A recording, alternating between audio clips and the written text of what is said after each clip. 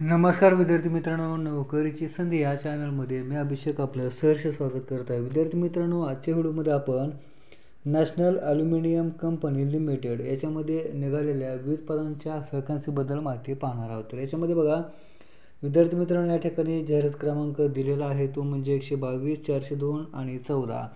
तर याच्यामध्ये एकूण 518 इतक्या पदांच्या व्हॅकन्सी आहेत आणि वेगवेगळी पदे आणि त्याच्यामध्ये वेगवेगळ्या व्हॅकन्सी किती आहेत ते या ठिकाणी दिलेलं आहे. तर ते आपण पाहूया. तर विद्यार्थी मित्रांनो, जसं की आपण स्क्रीनवरती पाहत आहात, त्याच्यामध्ये पहिलं जे पद आहे ते लॅबोरेटरी आहे, एकूण 37 व्हॅकन्सी आहेत. त्याच्यानंतर दुसरं पद आहे ते ऑपरेटर्स आहे, तर याच्यामध्ये एकूण 226 इतक्या व्हॅकन्सी आहेत. त्याच्यानंतर फिटरसाठी 73 आहेत, इलेक्ट्रिकलसाठी 63 आहेत, इन्स्ट्रुमेंटेशन अँड मेकॅनिकसाठी या ठिकाणी 48 इतक्या व्हॅकन्सी दिलेल्या आहेत. त्याच्यानंतर जिओलॉजिस्ट यासाठी 4 व्हॅकन्सी, ऑपरेटरसाठी एकूण 9 व्हॅकन्सी, त्याच्यानंतर मायनिंग 1 व्हॅकन्सी, मायनिंग मेटसाठी एकूण 15 व्हॅकन्सी आहेत. त्याच्यानंतर motor mechanic 22 vacancy, dresser come first adder याच्यासाठी 5 व्हॅकन्सी आहेत. त्याच्यानंतर लॅब टेक्निशियनसाठी एकूण 2 व्हॅकन्सी आहेत. त्याच्यानंतर नर्स ग्रेड थर्ड याच्यासाठी 7 व्हॅकन्सी आहेत. त्याच्यानंतर फार्मसिस्टसाठी एकूण 6 व्हॅकन्सी आहेत. अशा मिळून टोटल 518 इतक्या व्हॅकन्सी याच्यामध्ये निघालेल्या आहेत. तर हे जे व्हॅकन्सी आहेत या सर्व व्हॅकन्सीसाठी एज्युकेशन क्रायटेरिया काय आहे, काय लागणार आहे, तो आपण पाहूया. तर जसं की आपण पहिलं पद पाहिलं आहे, त्या पहिल्या पदासाठी BSc हॉनर्समध्ये आणि केमिस्ट्रीमध्ये होणं गरजेचं आहे. त्याच्यानंतर पद क्रमांक 2साठी 10वी उत्तीर्ण असणं गरजेचं आहे आणि ITI हा इलेक्ट्रॉनिक्स मेकॅनिक किंवा टेक्निशियन, मॅक्ट्रॉनिक्स किंवा इलेक्ट्रिशियन किंवा इन्स्ट्रुमेंटेशन किंवा इन्स्ट्रुमेंट मेकॅनिक किंवा फिटरमध्ये होणं गरजेचं आहे. पद क्रमांक 3साठी 10वी उत्तीर्ण आणि ITI होणं गरजेचं आहे, तो म्हणजे फिटरमध्ये. त्याच्यानंतर पद क्रमांक 4साठी 10वी उत्तीर्ण ITI इलेक्ट्रिशियन असणं गरजेचं आहे.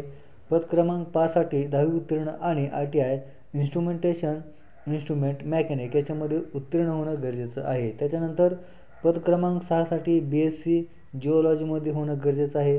7 क्रमांकच्या पदासाठी 10वी उत्तीर्ण आणि ITI MMV किंवा डिझेल मेकॅनिकमध्ये उत्तीर्ण असणं गरजेचं आहे.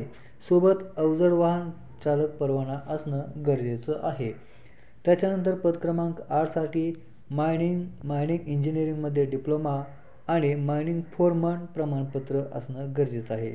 त्याच्यानंतर पद क्रमांक 9साठी 10वी उत्तीर्ण आणि मायनिंग मेट प्रमाणपत्र असणं गरजेचं आहे. त्याच्यानंतर पद क्रमांक 10साठी 10वी उत्तीर्ण आणि ITI मोटार मेकॅनिक असणं गरजेचं आहे.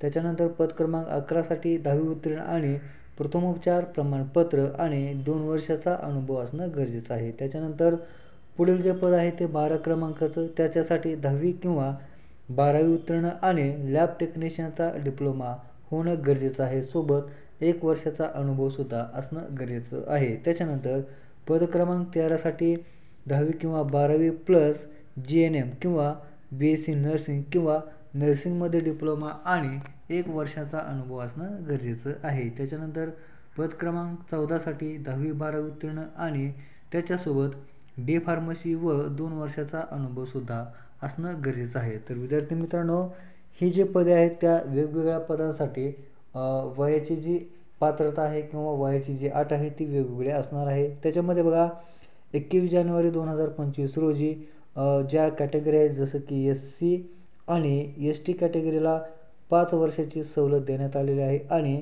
OBC कॅटेगरीतील उमेदवारांना 3 वर्षाची सवलत देण्यात आलेली आहे.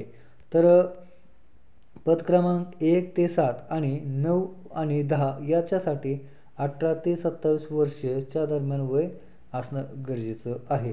त्याच्यानंतर पद क्रमांक 8साठी 18 ते 28 वर्षाच्या दरम्यान वय असणं गरजेचं आहे आणि पद क्रमांक 11 ते 14 याच्यासाठी कमीत कमी 18 वय असणं गरजेचं आहे आणि जास्तीत जास्त 35 वर्षापर्यंत वय असणं गरजेचं आहे. तर विद्यार्थी मित्रांनो, हा जो जॉब आहे तो संपूर्ण भारतामध्ये करावा लागणार आहे आणि याच्यामध्ये फी जी आहे ती जनरल OBC आणि EWS कॅन्डिडेटसाठी 100 रुपये या ठिकाणी परीक्षा शुल्क भरावं लागणार आहे. परंतु SC ST आणि दिव्यांग उमेदवार असतील, त्याच्यानंतर एक सर्व्हिसमॅन असतील, अशा उमेदवारांना कोणत्याही प्रकारचं परीक्षा शुल्क भरायची गरज नाही. तर विद्यार्थी मित्रांनो, ही एक आपल्यासाठी सुवर्ण संधी आहे.